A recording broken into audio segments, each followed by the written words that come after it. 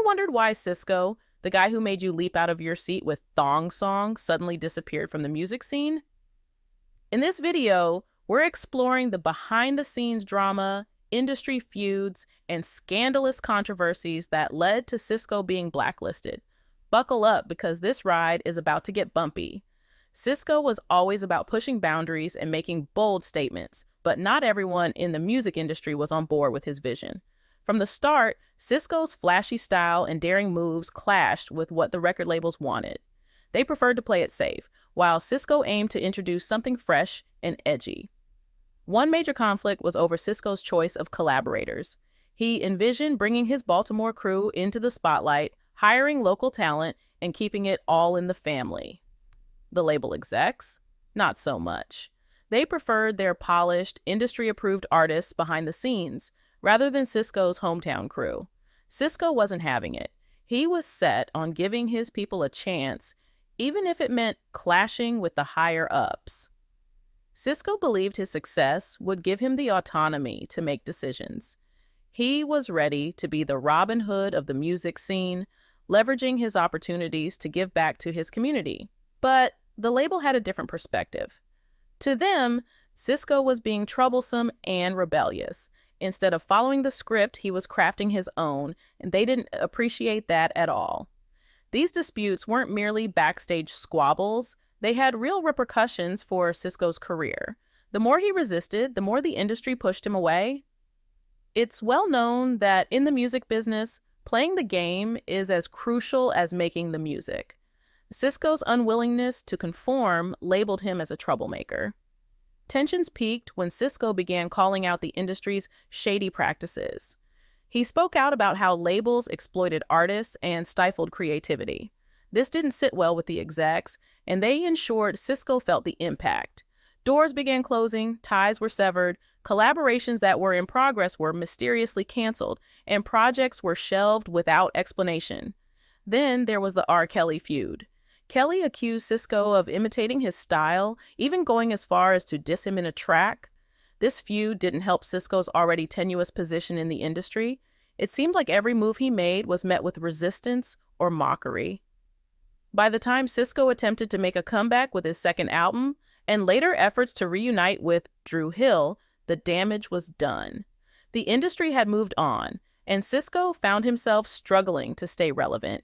His records weren't receiving the same promotion, his tours weren't selling out, and the media showed little interest in his new work. It was as if he had been erased from the game. Now, for Sisqo, success came with its own set of legal troubles. Sisqo's Thong Song was an anthem of a generation, but beneath its infectious beat and catchy lyrics was a brewing storm. The infamous line, "Livin' La Vida Loca," wasn't just a catchy phrase, it marked the beginning of a legal nightmare. The phrase, originally from Ricky Martin's hit song, got Sisqo into hot water with Desmond Child, who wrote "Livin' La Vida Loca." Initially, Sisqo thought it would be a simple nod to another artist. He didn't anticipate it would escalate the way it did. The success of Thong Song made it impossible for Child to ignore. He saw the huge popularity and wanted his share of the pie. What seemed like a harmless homage quickly became a full-blown lawsuit. Desmond Child claimed that the line was used without permission, and given the song's success, demanded a portion of the profits. Sisqo and his team were caught off guard. They didn't expect this level of backlash, but they were now entangled in a high-stakes legal battle. The courts ruled in Child's favor, awarding him a significant portion of the song's royalties. Sisqo, who thought he was riding high on his biggest hit, found himself financially strained and legally cornered. This wasn't just about losing money, it was about losing momentum. The lawsuit overshadowed the success of the song, casting a shadow over his career. What should have been a time of triumph turned into a period of legal battles and financial strain. The revenue Sisqo anticipated for future projects was now significantly diminished, limiting his ability to invest in his music and career. This financial blow also impacted his reputation within the industry. Labels and collaborators viewed the lawsuit as a sign of instability. The once bright star of Sisqo began to dim, not due to a lack of talent, but because of the legal and financial baggage he now carried. This made future collaborations and projects more challenging to secure. As if the Thong Song lawsuit wasn't enough, one of the biggest messes was his baby mama drama. Back in the day, Sisqo had a son with a woman he met on tour. Things became messy when she claimed he wasn't paying child support. In 2003, Sisqo even got arrested for allegedly failing to fulfill his fatherly duties. To add to the drama, the baby mama was reportedly a teenager when she got pregnant, making the situation even more scandalous. Their tumultuous relationship was a constant source of headlines. The baby mama accused Sisqo of being an absentee dad, while Sisqo tried to explain that the situation was more complex than it appeared. They constantly threw shade at each other, keeping gossip magazines busy and Sisqo's name in the mud. Beyond child support, Sisqo faced other lawsuits that eroded his reputation. There were claims from former collaborators about unpaid dues and breached contracts. Each lawsuit, whether justified or not, contributed to the narrative that Sisqo was difficult to work with and unreliable. This narrative made it harder for him to rebuild his career after the initial success. These legal issues created a vicious cycle. The more time and resources Sisqo spent on legal battles, the less he had to invest in his music. Now, Sisqo's flashy style had people talking. The platinum hair, the outrageous outfits, the bold moves, it all led to speculation about his sexuality. Even though Sisqo denied these rumors, they persisted. Things escalated when Sisqo wore a manini on Celebrity Big Brother. That stunt had everyone buzzing and speculating about his sexual orientation. Critics and fans were talking, and the rumors only grew louder.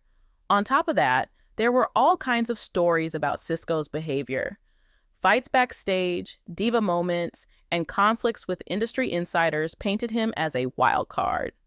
True or not, these stories made Sisqo appear as someone who was tough to handle and unpredictable. All this drama seriously damaged Sisqo's public image. The baby mama drama, the rumors, the wild stories, they all overshadowed his music.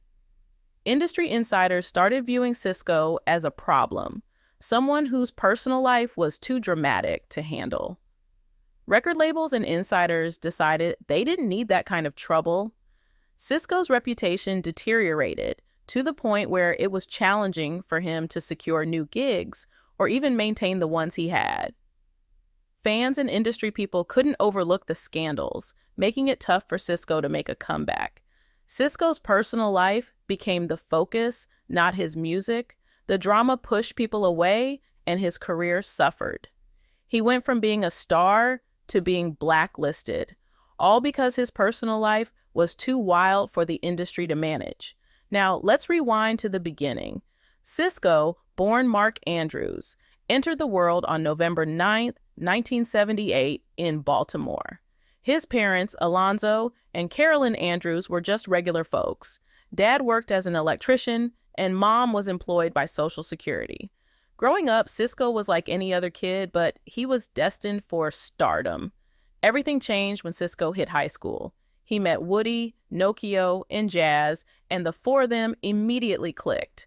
They started jamming together and eventually formed Drew Hill, named after Druid Hill Park, a spot they used to hang out at. These guys weren't just classmates, they were a brotherhood with a shared dream of making it big in music.